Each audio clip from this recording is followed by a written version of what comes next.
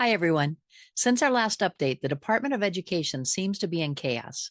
On March 11th, they cut 1,300 staff, about half the agency. These cuts will begin at the end of this week on March 21st. As a result, there were protests that shut down the DC headquarters on the 12th. On March 13th, a group of Democratic states, led by New York Attorney General Letitia James, filed a lawsuit claiming the layoffs illegally dismantle a congressionally created agency, risking services like special ed funding.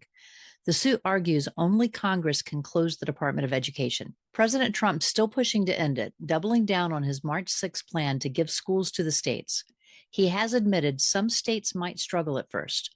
Add to the chaos last week's $400 million Columbia grant cut on the 7th. Fortunately, so far, the $13 billion funding for IDEA has not been touched. For families with children in special education, these cuts hit hard. Advocates say slashing the staff will threaten IDEA.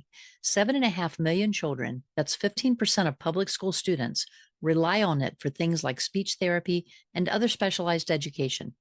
Linda McMahon, up for Education Secretary, still wants IDEA moved to Health and Human Services, but we haven't heard the plan for how that will happen yet. February's $600 million teacher training cut and $226 million support cut keep hurting too. Parents on X report they're seeing fewer aides and longer waits for services for their children. These waits may be due to an alarming shortage of special education teachers that dates back to last year, when 80% of our states reported a shortage. This data comes from the U.S. Department of Education. Here's the bottom line. Nearly $900 million have been cut in the last month. The DOE staff is being gutted, and Trump's state plan could leave special ed patchy.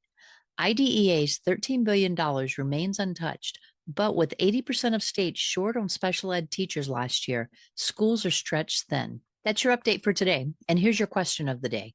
How's your school holding up with these cuts? Have you noticed any changes in your child's school? Put your answer in the comments below. Be sure to subscribe, hit the bell, and check out the Water Prairie Chronicles podcast and Q&A videos. I'll put the links below. Let's keep pushing for our kids, and I'll see you next time.